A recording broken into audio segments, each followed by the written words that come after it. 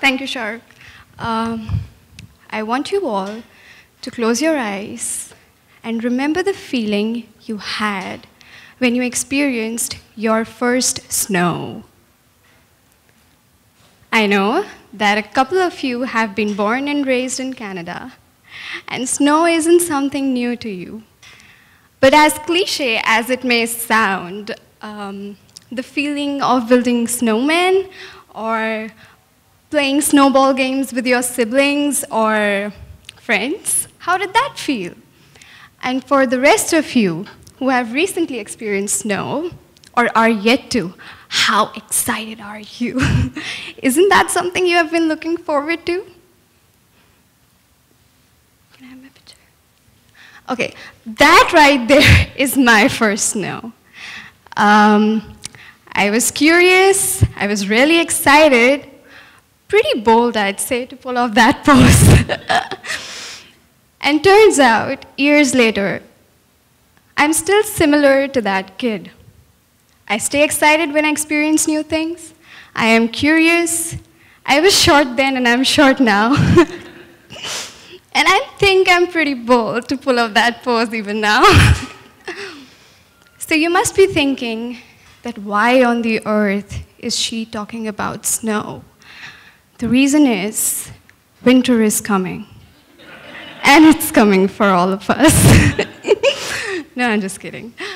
The bigger picture is that I want all of us to delve deeper into that how we feel when we experience change.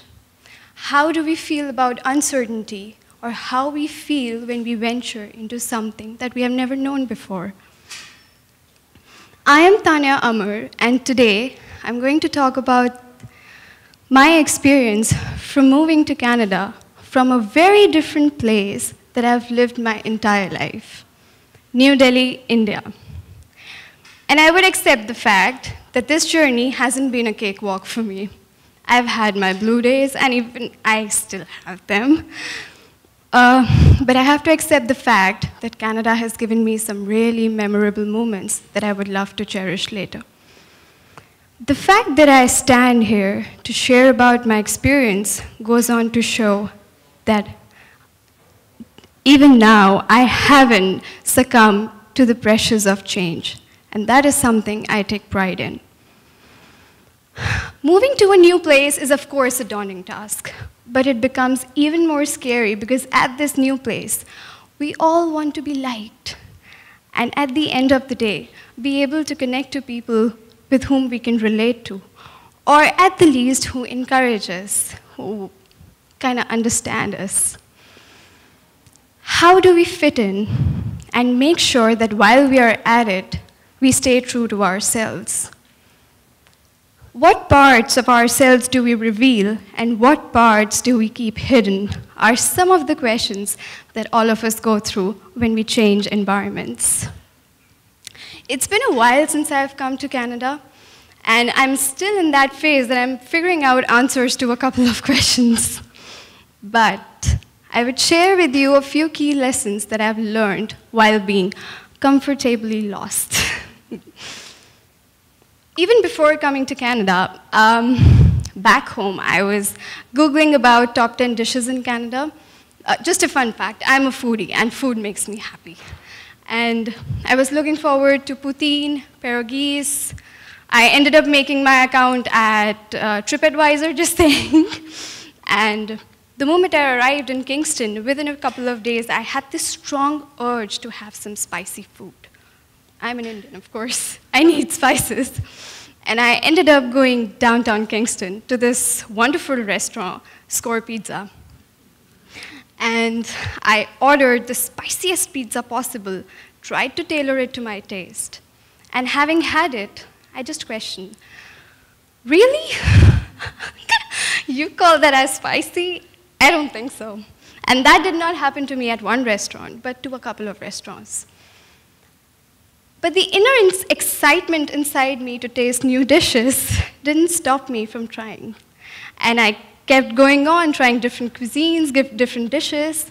And now looking back, I had never thought that I would fall in love with some non-spicy cuisines. I mean, I like Mediterranean food, I like Vietnamese food, I love poutine, Japanese food, and the list goes on. My point is, get excited about change. What it all takes is a mental programming. We have to envision that probably not days from now, but not weeks from now, but eventually we will be able to fit in and we'll be happy.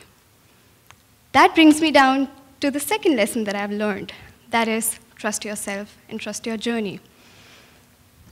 One major difference that I found between Canada and India, except for the fact that people usually do stop at the red lights in Canada, is the difference between the education system. In India, basically, we don't have such harsh deadlines as we have in Canada. And within few weeks, or I would say specifically for the MIB students in Module 2, we had X amount of assignments, tests, and team presentations all around the same time. And I ran around deadlines like I've never ran before. It's so easy to lose yourself in the rush, to lose the track of yourself. But it's okay to slow down sometimes. Take change as a roller coaster. And for those of you who've had a roller coaster ride, you must have observed or experienced that the roller coaster never always goes up. And when it is going down into the unknown at top speed, you gotta scream and enjoy the ride and believe that eventually the roller coaster will resurface. You will be able to find a curve. Dealing with change is similar to roller coaster, but it's important to stop and observe that what's happening inside us. You have to understand and accept yourself and be able to believe that no matter where you come from, you have the potential and ability to add value wherever you go. I mean, this is what I do when I face my blue days. I get up in the morning, I go in front of the mirror, look into my eye, and say that I believe in myself, and it's all going to be okay. And I encourage you to do the same. It's quite helpful. Set up new targets, set up new goals. Even if you fail, reflect back what went wrong, but keep moving forward. I know that change can be overwhelming, but change is a very important aspect of our growth. Take change as changing workplaces. A couple of you who have changed a couple of jobs would understand that to ace at a new workplace, you need to let go of how good it was in the past. Clinging to past helps no one, because it prevents you to grab the opportunity that is right in front of you. And once you open up to change, it helps you grow and overcome your own inhibitions, which is very important. Now, this is something I'm doing right now, and at the core of my heart, I really believe in.